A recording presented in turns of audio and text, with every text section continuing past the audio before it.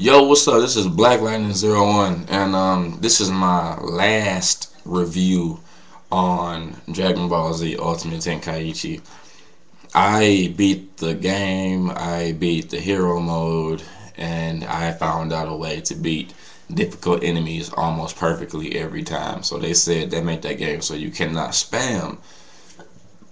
Excuse me, but you really, I wouldn't call it spamming, but the way that I have done it, it's pretty darn close to spamming.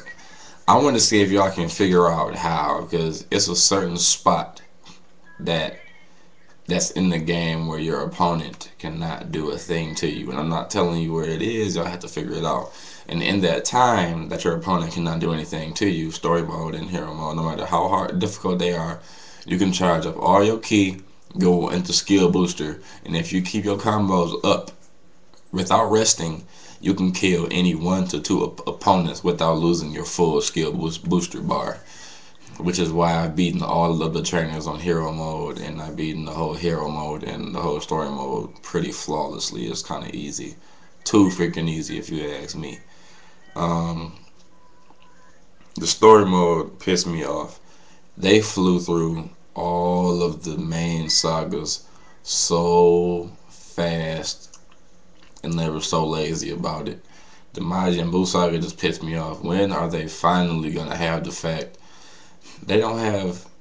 Okay, the cartoon movies is cool, but they should at least make them longer to where the story mode should at least take a straight week, at least a week and a half to beat.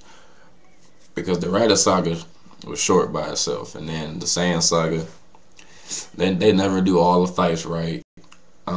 I'm sick of hero mode where you find the Cyberman that's out there, and the Cyberman deals out 4 times more damage than you. It don't make no sense to me. I'm sick of Dragon Ball Z games making small enemies more powerful than Omega Shenron and stuff like that. Like, it don't make no sense. They should at least have a battle mode where you can do a true power level fights and just straight up versus fights. Like, versus fights like Omega Shenron versus Chaozu, and if I'm better than you with Chaozu, then I can beat you with Omega Shenron. That'd be like a regular versus match, but a true power match, that'd be like Omega Shenron versus a Cyberman, and he just kill him in one hit. But a real battle, like a true power match, like Super Saiyan 2 Goku versus Majin Vegeta, should take like at least a good 10 to 15 minutes of a good fight between you and your friend. That'd be awesome. But yeah, I'm gonna answer some of y'all questions. Somebody asked me to buy Raging Blast. I mean, should they buy Raging Blast 1 or 2? 2 is definitely better than Raging Blast 1. Raging Blast 1 is something like Ultimate Tenkaichi. Everybody does the same thing. Raging Blast 2 is fun. Like, I still play it. It reminds me of Tenkai 3. And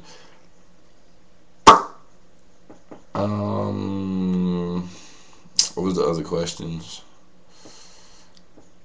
Somebody said they're gonna buy a PS2 and they're gonna get Tenkai 3. I should do that, because if anything, they should at least get Tenkaichi 3.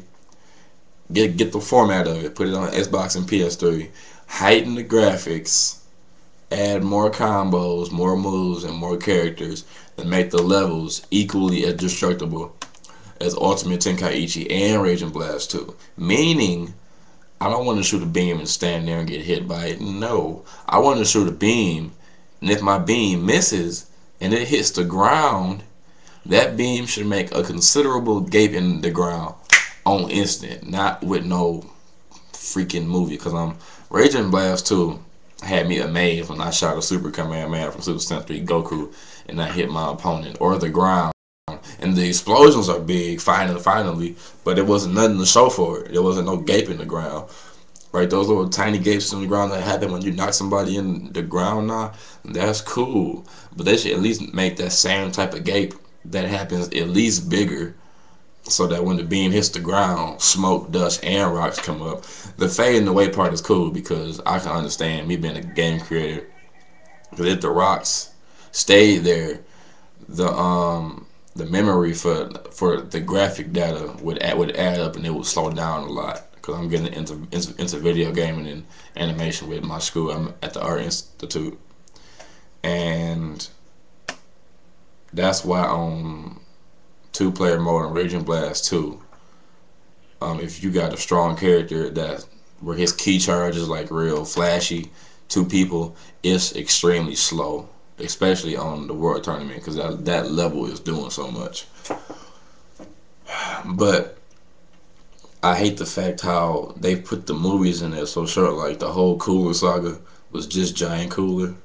That bored me. The Janemba saga didn't have PyCon or nobody in it. The GT saga pissed me off. I swear to God, it pissed me off. They went straight to the Gogeta saga and made him kill a Mega Samurai. Ooh, no, no, no. Akira Toriyama, what are you doing? You doing the same thing that what's his name? The creator of Marvel.